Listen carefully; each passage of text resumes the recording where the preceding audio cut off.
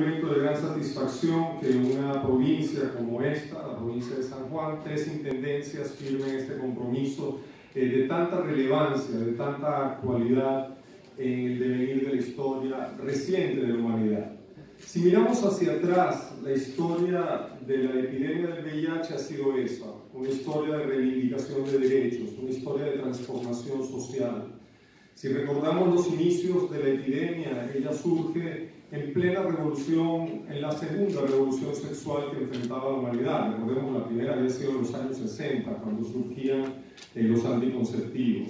Y ahora la humanidad libraba una nueva revolución precisamente para hacer que la sexualidad fuera normal en todas sus manifestaciones. Y es ahí que surge la epidemia. Y la epidemia nos planteó de inmediato enormes desafíos porque puso sobre la mesa las enormes deudas que teníamos en materia de derechos humanos. La epidemia se concentró de manera desproporcionada en algunos grupos de población en los que todavía hoy en día sigue concentrándose, y son grupos de población que fueron tradicionalmente marginados y excluidos en la sociedad. Pero pronto nos dimos cuenta que la epidemia además se feminizaba. Y se feminizaba porque nos ponía al descubierto la vulnerabilidad del género femenino, nos ponía sobre la mesa el desafío enorme de las deudas que teníamos en materia de igualdad de género. Y así fue poco a poco. Parecía que el virus había venido a eso, a desafiarnos, a proponernos un cambio estructural definitivo de nuestras sociedades. Hace poco hablamos de los compromisos, del 90-90-90. El 90-90-90 en realidad nos habíamos comprometido a alcanzarlo en la Asamblea General de las Naciones Unidas, es decir, sus países miembros, para el 2020. Y cuando en el 2020 revisamos qué habíamos logrado, nos dimos cuenta que solo 14 países, solo 14 naciones en el mundo habían alcanzado el 90-90-90. No quería decir esto que los demás países no hubieran tenido logros, sí los habían tenido, porque de alguna manera se aproximaban, quién más, quién menos. Y sin duda, aunque no hubiéramos alcanzado el 90-90-90 y tal vez habíamos alcanzado el 80-85-70, aún así habíamos prevenido muchas infecciones y habíamos prevenido muchas muertes por SIDA. Pero la reflexión es, ¿por qué solo 14 países? Y cuando analizamos todos los informes, todas las informaciones que teníamos disponibles, nos dimos cuenta que eran las brechas todavía existentes en acceso a servicio y las brechas existentes en el ejercicio de los derechos humanos. Era eso lo que seguía minando los esfuerzos para alcanzar el acceso universal a prevención, tratamiento, cuidados y apoyo en VIH. El VIH seguía siendo entonces una plataforma fundamental para mover hacia adelante la agenda de derechos humanos. Y fíjense que hoy nos sorprende de nuevo una pandemia.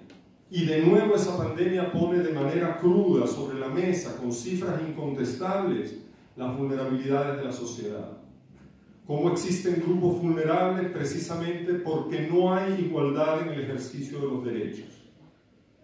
Pone además de manifiesto la enorme fragilidad de nuestros sistemas de salud pública, que de alguna manera se vieron casi colapsados en buena parte de los países del mundo para hacer frente a esta emergencia. Y de nuevo quien sufría más eran los más vulnerables. Y entonces la respuesta al VIH sigue siendo para nosotros extremadamente importante, sigue siendo una plataforma vigente hoy más que nunca para mover esa agenda hacia adelante, para poner el ojo sobre los más vulnerables, porque es a ellos a quienes nos debemos como instituciones, como Estado. El Estado debe garantizar eso, un piso de dignidad por debajo del cual no haya ningún ciudadano. Y mientras hayan ciudadanos que estén por debajo de ese piso de dignidad, quiere decir que algo no estamos haciendo bien. Porque si miramos la historia, hablar de acceso a la salud, hablar de salud para todos era el lema, era el eslogan que se había propuesto el mundo para el año 2000. Y el año 2000 pasó hace 21 años. Y salud para todos quedó como un paradigma que no logramos alcanzar, pero que sigue vigente, que sigue moviéndonos cada día cuando nos despertamos y venimos a nuestros trabajos e intentamos hacer que esto sea una realidad. Hace poco hubo una Asamblea General de las Naciones Unidas que se reunió en una sesión extraordinaria nuevamente para ver dónde estábamos y qué hacer en lo sucesivo. Y el compromiso ya no era ni siquiera el 90-90-90, es el 95-95-95. Porque si lográramos que el 95% de las personas que viven con VIH tengan acceso a terapia antirretroviral y el 95% de ellas tengan carga viral indetectable, habremos dominado la epidemia. A la luz de lo que la ciencia nos propone hoy, no diríamos que el virus habrá desaparecido. No, no habrá desaparecido, pero seguramente la habremos dominado. No tendrá ya el impacto que tiene en el dolor de las personas que de alguna manera se vieron afectadas por la epidemia. Recordemos que nos tocó vivir una era en un planeta con SIDA. El virus fue capaz de infectar 80 millones de seres humanos alrededor del mundo y cobrar la vida de unos 40. Hoy en día tenemos 40 millones de personas que viven con VIH. Y todavía hay un número importante de nuevas infecciones cada año. Y no solamente de VIH, porque cuando vemos las estadísticas, las 4 principales infecciones de transmisión sexual, hay 1 millón de nuevos casos cada día en el mundo. Y son números que nos invitan a reflexionar qué hemos hecho para garantizar el acceso a la salud y para que cada persona sea realmente ciudadano, es decir, tenga el libre ejercicio de sus derechos, de todos sus derechos. Porque si un derecho es solo parte de una parte de la comunidad, de una parte de la sociedad, deja de ser un derecho, es un privilegio. Un derecho es por naturaleza, es por definición universal, es inalienable y es indivisible. Y solo si lo entendemos de esta manera podemos hablar de la pretendida universalidad de los derechos humanos. Y es esto lo que sigue siendo la respuesta al VIH. En esa asamblea el mundo se comprometió a ir al fin de la epidemia, porque la ciencia eso nos permite ver y entender hoy en día, porque sabemos qué funciona en prevención y cómo hacer para que las personas más vulnerables no sean tan vulnerables. Y sabemos también qué hacer, porque si vivo con VIH, puedo tener acceso a tratamiento. Y entonces, cuando tengo tratamiento, soy una persona saludable y además no lo transmito.